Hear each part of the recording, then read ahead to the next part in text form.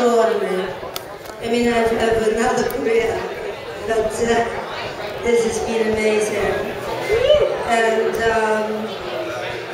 I have traveled the globe with this.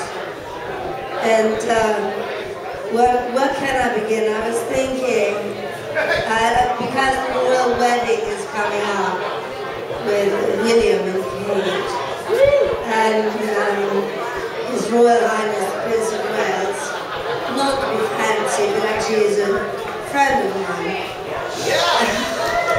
Well, he actually happened to help make me a lady. I'm very grateful for that, because his mother, the Queen of England, knighted my husband for his accolades in acting as a great Shakespearean actor. So, when my husband, could you all kindly shut up just a little bit? Because I'm not quite used to people not listening to me. So the point is that Sir, His Royal Highness the Prince of Wales, shut up. My husband was very ill in hospital, and he was in touch with him and writing letters and talking. And my husband, what happened was, at the 21st anniversary of the Rocky Horror Show on stage, Chris Malcolm and Richard O'Brien and that company all asked me if I would do it again. I enjoyed the show. And 21 years later, sorry? And they said, would you go on tour, weekly tour, that in England is called Tour de Force, forced to tour. So one does not do that. And I thought, I sound so low that I have to do that.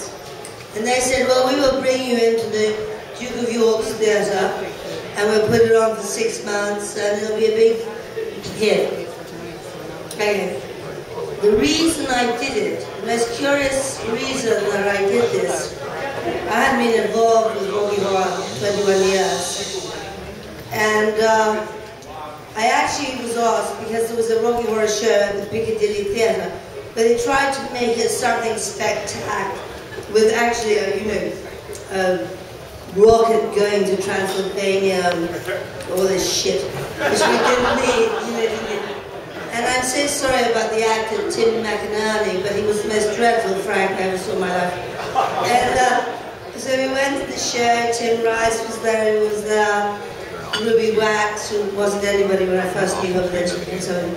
And we were all there, and I thought, this show's awful. I'm sorry. And but it was oddly not very good.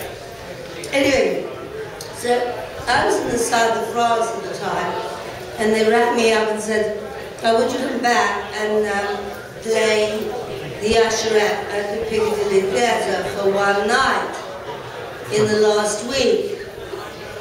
And I said, oh, but I'm in the south of France. They said, well, we'll pay you to come, we'll pay you to go back, and just come in and just sing the usherette. So I said, okay, I'll do that. So I arrived and rehearsed with the band, and part of the band was the same band from when we first did it. They were all rock and rollers, they fucking knew how to play, you know what I mean? They were amazing. So they said to me, would you like the words in your ice cream tread? I said, I don't think so, I think I know the words. Because at the time, they were bringing in each week someone like Chrissy Hynde or some singer. Because the point about the usherette is she could just walk into the show, sing the song, walk off, and leave. So it's like being a diva. It's like being Maria Callas, only in a common theatre. Do you know what I mean?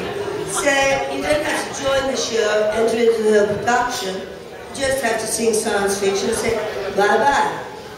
And I found out I've been doing that all over the world since. That's pretty extraordinary. It's like joining the circus.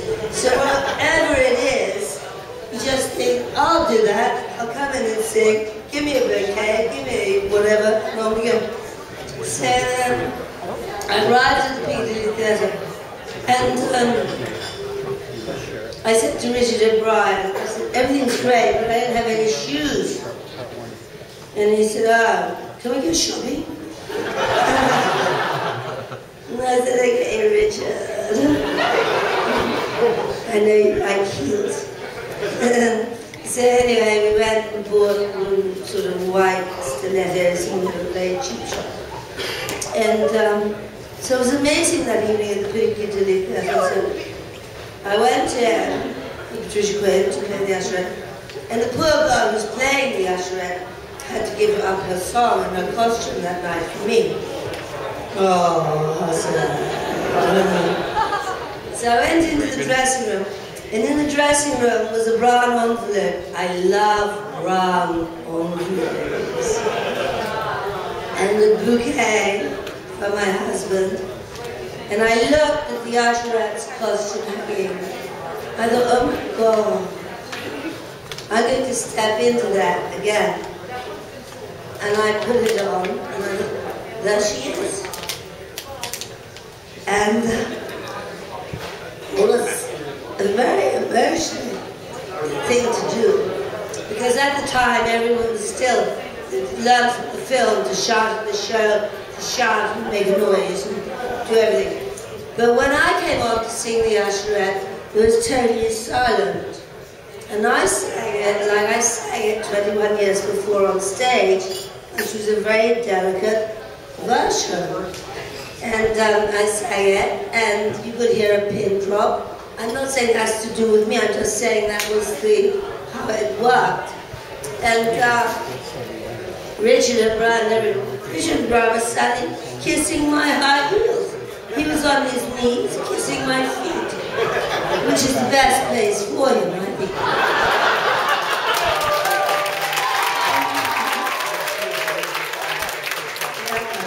Thank you, Richard.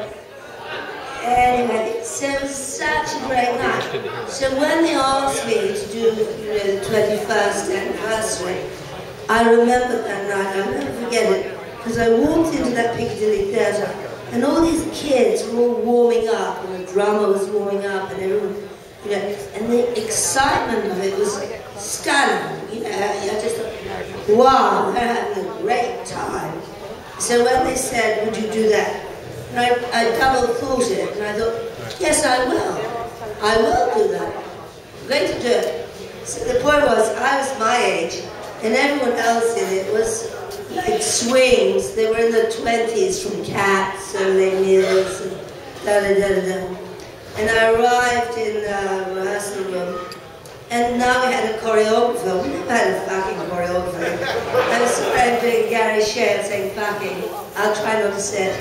And, because you know how to do the timing, because it tells you, doesn't it?